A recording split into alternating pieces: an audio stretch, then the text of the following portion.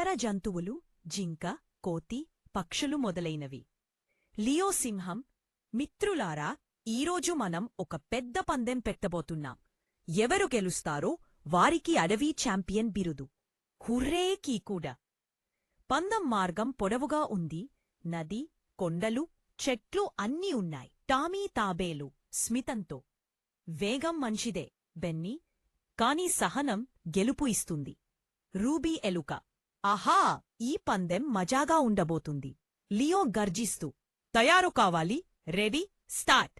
జంతువులంతా అరుస్తూ చప్పట్లు కొడతాయి. Narrator: Benny మెరుపులా దూసుకెళ్లాడు. కాని కొద్దిసేపటికే రోడ్డు పక్కని రుచికరమైన క్యారెట్లు కనిపించాయి. బెన్నీ నోరూరిస్తూ: ఒక్కటే తింటాను. నేను ముందే ఉన్నాను కాబట్టి టైం ప్లెంటీ. అతను ఆగి తినడం మొదలుపెట్టాడు. ఇంతలో టామీ ఒక్కొక్క అడుగు వేసుకుంటూ ముందుకు సాగుతున్నాడు. రూబీ చెట్టుమీద నుంచి కేకలు వేస్తూ: వెళ్ళు టామీ, ఆగొద్దు. ముందు ఒక్క ప్రవహించే నది వచ్చి. బెన్నీ తొందరగా దూకి రాయిపై జారి స్ప్లాష్! నీలలో పడ్డాడు. బెన్నీ: అయ్యో, నా రోమాలు అంతా తడిసిపోయాయి. టామీ జాగ్రత్తగా ఒక దిబ్బ తీసుకుని దానిమీదుగా నెమ్మదిగా దాటాడు.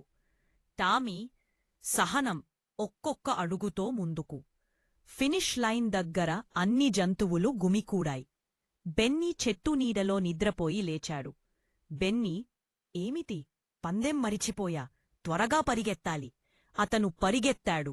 కాని అప్పటికే టామీ ఫినిష్ లైన్కి దగ్గరగా వచ్చేశాడు. అన్ని జంతువులు: టామీ, టామీ, గో టామీ! వేగం! టామీ ముందుగా గమ్యం దాటాడు. టామీ ముందుగా గమ్యం దాటాడు. లియో సింహం టామీకి పూల కిరీటం పెట్టాడు. లియో: ఈరోజు టామీ మనకు ఒక గొప్ప పాఠం నేర్పాడు. Slow and steady wins the race. Benny తలను వంచి: నేను చాలా అహంకారం చేశాను. టామీ నుండి నేర్చుకోవాలి. బెన్నీ: ప్రతి ఒక్కరికీ ప్రత్యేకత ఉంది బెన్నీ. నీ వేగాన్ని జాగ్రత్తగా వాడితే నువ్వు ఛాంపియన్ అవుతావు. అన్ని జంతువులు చప్పట్లు కొడుతూ ఆనందంగా నుంచినేశారు. ఆ రోజు నుండి బెన్నీ, టామీ ఇద్దరూ కలిసి పందెం పెట్టుకున్నారు. గెలుపు కోసం కాదు, స్నేహం కోసం.